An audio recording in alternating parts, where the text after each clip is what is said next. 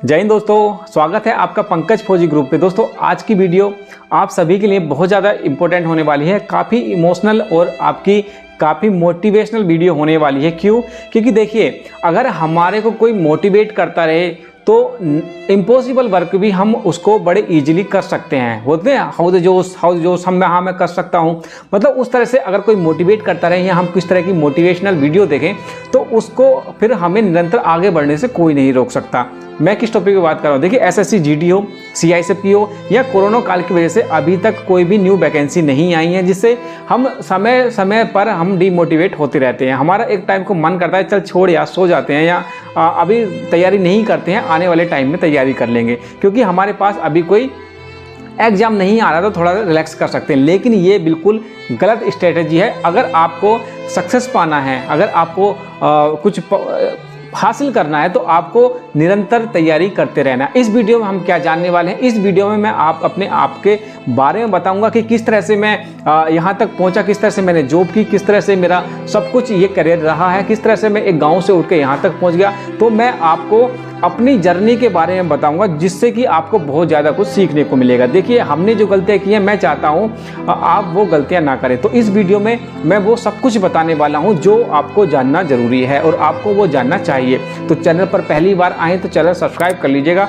आपको बहुत कुछ आपको इस चैनल से सीख मिलने वाली है। इससे पहले मैं बता दूँ आपको कि देखिए, परीक्षा एप्लीकेशन पे एसएससी जीडी के न्यू बैचेस चल रहे हैं। वहाँ पे आपका क्या होगा कि वो जो पेपर सेट बनाते हैं बिल्कुल सिमिलर बनाते हैं एसएससी जीडी के तरह। तो वहाँ पे अगर आप जाएंगे, शिफ्ट होंगे और वहाँ से आप अपना पेपर देंगे, आप वहाँ से उनके टेस्ट सीरीज देंगे तो आपको वहाँ से बेनिफिट होने वाला है। क्योंकि देखिए, वहाँ पे जितने भी कंपटीटर होंगे आपके, जितने भी जो एसएससी जीडी को क्लियर करना चाहते हैं वो वहाँ पे हैं और वो प्रैक्टिस सेट लगाते हैं। तो उनकी रैंक के हिसाब से आपको अपनी रैंक पता चल जाएगा कि अगर मान लीजिए कि वहाँ पे 100 बच्चों ने वहाँ पे प्रैक्टिस सेट दिया तो आप उन 100 बच्चों में कहाँ पर स्टैंड करते हैं। और जो उनका पेपर सेट होता है वो एजिटी हो जाता है जैसे वो एग्जाम में आता है एसएससी जीडी का। तो आप परीक्षा एप्लीकेशन को लिंक डिस्क्रिप्शन में है, वहां से डाउनलोड कर सकते हैं और कूपन डाल सकते हैं पंकज फौजी 50। आपको वहां से प्रैक्टिस करने का मौका मिल जाएगा और प्रैक्टिस ही आदमी को परफेक्ट बनाती है। तो परीक्षा एप्लीकेशन डाउनलोड कर लीजिएगा और लिंक डिस्क्रिप्शन में है और कोड डालेंगे पंकज फौजी 50।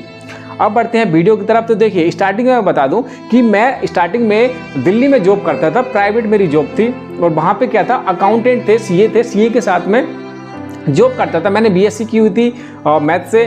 उसके बाद मैं वहाँ पे प्राइवेट जॉब करने लगा क्योंकि घर पे हालत इतने अच्छे नहीं थे, एक जॉब चाहिए थी। तो वहाँ पे मैंने कंप्यूटर क्लासेस लगा ली, अपने टैली वैली सीख रहा था क्योंकि उस टाइम पे टैली का 2007-8 की बात थी। तो वहाँ पे काफ़ी क्रेज़ था उस टाइम पे टैली का, मार्केटिंग थी। उसके बाद हम सीए के साथ चले गए। हमें 2000 रुपये मिलते थे पार्ट टाइम जॉब करने के लिए और मैं कंपनी में जाता था अकाउंट मेंटेन करने के लिए। 2 घंटे एक कंपनी में चला गया, फिर 2 घंटे एक कंपनी में। इस तरह से मैं पार्ट टाइम जॉब करता था और मेरे को महीने के लास्ट में 2000 रुपये मिलते थे। वो 2000 सैलरी नहीं थी, एज ए कन्वेंस हमें मिलता था, जो हमारा खर्चा होता था, आने जाने का किराया होता था, उस तरह से मुझे देते थे। उसके बाद क्या हुआ, देखिए, उसके बाद घर पे एक मेरे साथ के जो कुलीग्स थे वो कोचिंग कर रहे थे। घर पे गांव में सेंटर होते थे, कोचिंग सेंटर, वहाँ पे तैयारी कर रहे थे। तो वहाँ से दोस्त का कॉल आया कि यार मेरी आईटीबीपी में जॉब लग गई है। मैंने उसको बधाई दिया। फिर मैंने उससे पूछा कैसे हो गया? बोले यार बस भगवान की दुआ थी, बस लग गए। उसके बाद यार हमने भी सोचा कि यार जब ये लग गया, हमारे साथ का लग गया, तो हम भी लग सकते हैं, क्यों नहीं लग सकते। मैं दिल्ली में जहांगीरपुरी में रहता था। उसके बाद मैं मुखर्जी नगर गया और मैंने आओ देखा न ताओ, बस डायरेक्ट जाके एडमिशन ले लिया।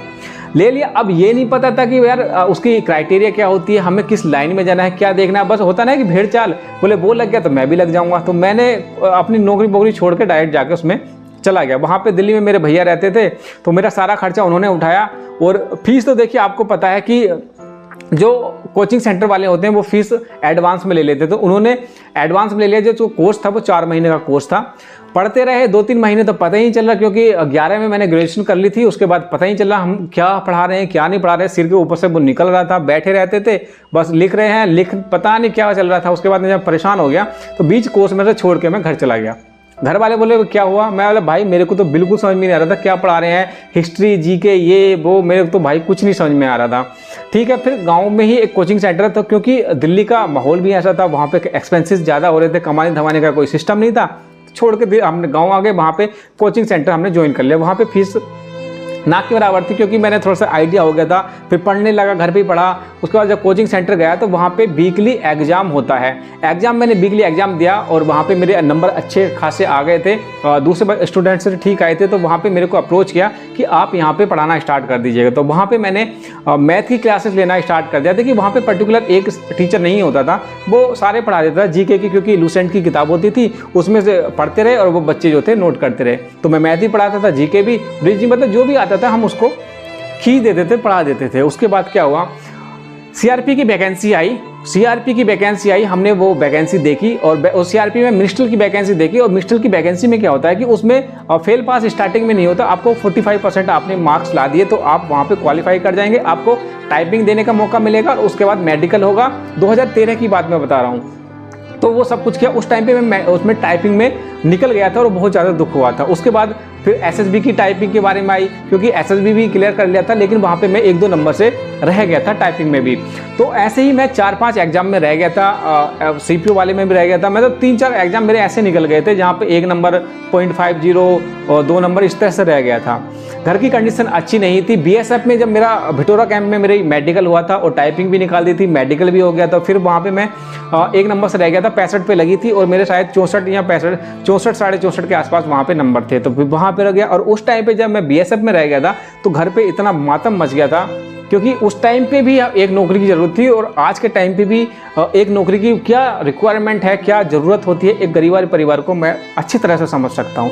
तभी मैं कहता हूँ कि मैं आपकी परेशानी बहुत अच्छे से समझ सकता हूँ, क्योंकि मैं उठ के आया हूँ जिस स्टैंडर्ड से, जहाँ से मैं उठ के आया हूँ, मैं आप किस तरह से सर्वाइव कर रहे होंगे मैं अच्छी तरह से जानता हूँ।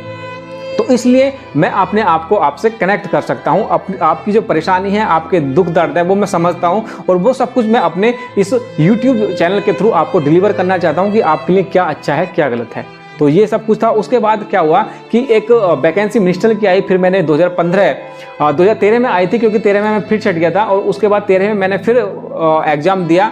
और उस बार मेरा क्या हुआ कि उस टाइम पे 110 वैकेंसी टोटल वैकेंसी थी और जर्नल की जो वैकेंसी थी वो 45 थी। ओबीसी, एससी, एसटी सबको निकाल के जर्नल की जो थी 45 वैकेंसी थी और हम भी जर्नल में आते थे। तो 45 वैकेंसी थी, लेकिन हमारी तैयारी ऐसी थी, क्योंकि हम 3-4 साल से कंटिन्यू तैयारी कर रहे थे, तो हमें लगने लगा था कि यार नौकरी ले लेंगे, 45 कोई ज़्यादा नहीं है, हमें एक सीट चाहिए, हम ले लेंगे। और मैं आपसे भी कहना चाहूँगा कि वैकेंसी के नंबर और वैकेंसी में मत जाइएगा। अगर एक भी वैकेंसी है तो आपको फॉर्म फिलअप करना जरूरी है। पता नहीं कब भाग्य खुल जाए, कब नसीब, अपने कर्म करते रहो। वैकेंसी के पीछे मत भागो कि यार 1 लाख वैकेंसी है, 50,000, आपको एक सीट चाहिए, एक सीट के पीछे भागो। वहाँ पे गए, जब एग्ज़ाम होने लगा तो वहाँ पे देखा तो इतने बच्चे थे, 45 सीटें और भाई बहुत बच्चे थे। तो उस दिन मेरे को थोड़ा सा डर लगा था, यार 45 सीटें हैं, इतना बच्चा है, कहाँ होगा, मतलब अपने आप में गुम से हो गए थे। लेकिन कोई नहीं, भगवान के शुक्र था कि रिटन एग्जाम क्वालिफाई कर लिया। उसके बाद टाइपिंग हुई। टाइपिंग तो मेरे को विश्वास था कि मैं टाइपिंग इस बार नहीं छोड़ने वाला, क्योंकि मैं 2-3 टाइपिंग में छट गया था और ये हाथ जो थे मेरे सूज गए थे। इतनी मैंने टाइपिंग की थी, एक बार को बहुत टाइपिंग की थी। और उस टाइम पे मेरी 60, 65 और 70 तक की स्पीड आती थी। अभी तो डाउन हो गई है, क्योंकि अब टच में है नहीं, लेकिन जितना काम होता है कंप्यूटर का ऑफिस में उतना कर लेते हैं। लेकिन अभी भी हाँ 40-50 के आसपास हमारी टाइपिंग अभी भी है, लेकिन उस टाइम पे हमारी 70 की स्पीड आती थी। तो वहाँ पे हमने टाइपिंग भी निकाल दी। टाइपिंग के अलग से कुछ टिप्स होंगे, अगर आपको चाहिए होगा तो कमेंट्स बॉक्स में लिख सकते हैं, मैं उसकी टाइपिंग की अलग से वीडियो बना दूंगा।